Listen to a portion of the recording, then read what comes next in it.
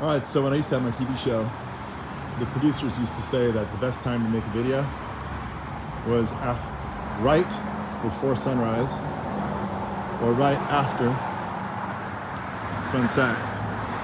That way you don't get all kinds of harsh shadows and light on your subject material. But anyway, I found this really wonderful giant bird of paradise right here in the beautiful town of Avila, California. This whole town was dug up. It was a super fun site. When I came here like 30 years ago, some oil company had leaked all kinds of oil all throughout this town. And it was a giant plume, and the whole entire town was dug up, and then all the soil removed, and then everybody displaced and then put back. Now it's a cute little town. You would never know that anything like that happened to it, except for the fact there are no super tall Mexican fan palms. There's only trees like 30, 40 feet tall. Town this old usually would have 100-foot tall trees, but it doesn't because it all got dug up and replaced. Anyway, it's fairly new now because of that. But back to the subject material here. I was looking at this giant bird of paradise, super beautiful plant, and it's native to South Africa. And this is a really good specimen here. A lot of people come home from their trips to the tropics, and they ask me, Gary, there's this really cool palm that fans out. I want to put it in my garden. Well, invariably, they're talking about the traveler's palm, Ravenala madagascarensis, which looks really similar, has a similar leaf, similar pattern, but it gets much larger and it's much more grandiose. So what I do, you can't grow that palm. It's not even a palm, but you can't grow that plant in the Bay Area. You can barely grow it in Southern California well. And this is the plant you can grow all the way up through California, maybe even into southern Brookings, Oregon. Some tropical climate right on the coast there. More about that later. But yeah, so here we have a great example. Now, the giant bird of paradise will mimic the traveler's palm in a lot of ways. And the traveler's palm will usually become more solitary. Sorry. This one is almost solitary. One plant has been allowed to grow up. You can see what ends up happening. You get all these babies that come up, and they're really pretty. You can block neighbors' views with them or use them for screening. But what's really fun to do is cut them all off and make it a feature plant. And then you can trim off all of the leaf bases. That's what these are. And if you do that, you get a beautiful ringed trunk. Now, this is a really big trunk for a giant bird of paradise. Look, that's a 12-inch foot. This thing's got to be 16 inches across. That is a big, robust trunk. More approximating a traveler's palm in scale. This would be like a small traveler's palm or extremely large, what'd you call it, Gary? Strelitzia Nicolai, giant bird of paradise. So, if you trim it like this, it looks a lot like a traveler's palm. Is it a traveler's palm or is it a giant bird of paradise? You decide. If I told you it was a traveler's palm, a lot of people would probably be fooled by this particular plant because it's so big. It's probably 12 feet across. It's got to be close to 18 feet high. It graces this house wonderfully right here.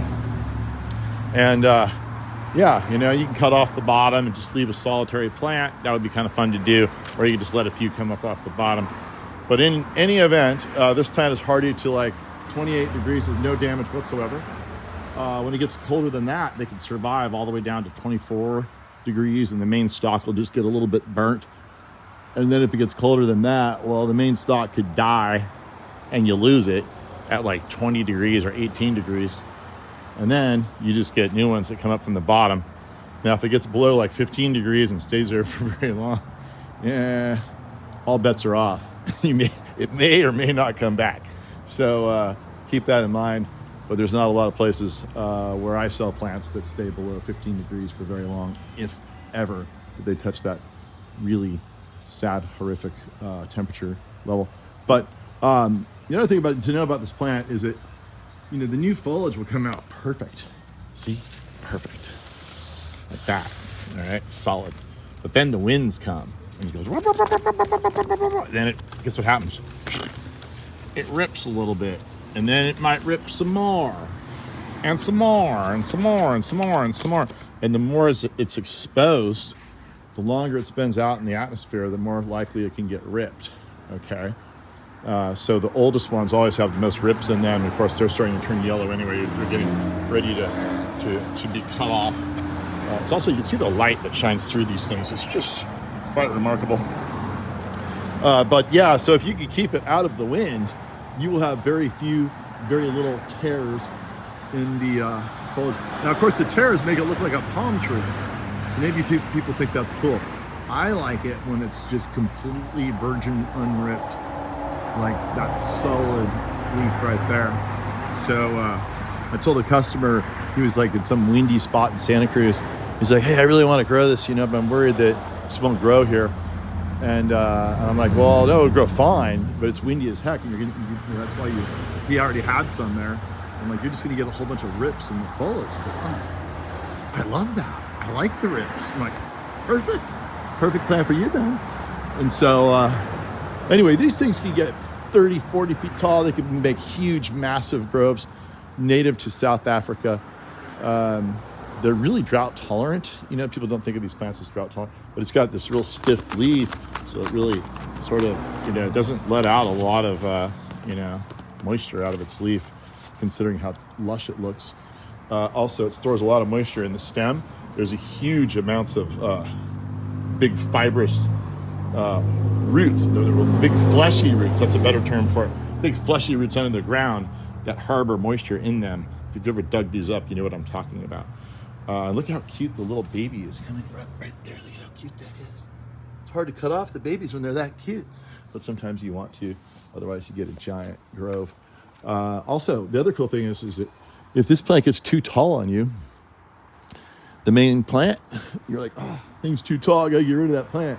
All you gotta do is cut it down at the bottom, and then the babies will just take over again. No problema. And we all love no problema. Who likes problems? Some people like problems because you have fun solving them. I like no problemas. So that's how I roll. Anyway, what else do you need to know about this plant? It's wonderful gracing architecture, tropical look around the pool. If you go to the tropics and you see that traveler's palm, you realize you can't live without it, but it won't live where you live. Well, try this one instead. This is it. And I also will, a lot of nurseries will grow these things as multis right off the top, meaning they'll plant 3 plants in one pot.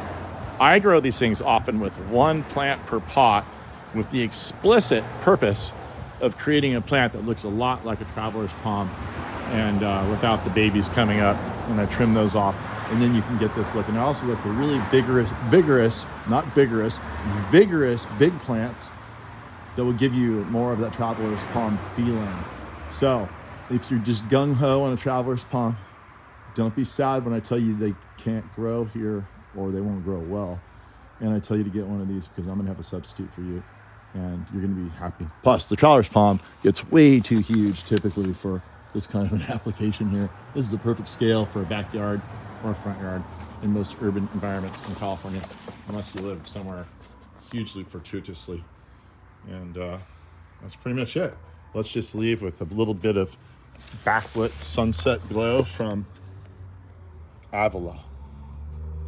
It looked like a big swell. Like when you're flying over the ocean, you see a big swell coming in. That's what it looks like. So you need to go wax up the board and paddle out.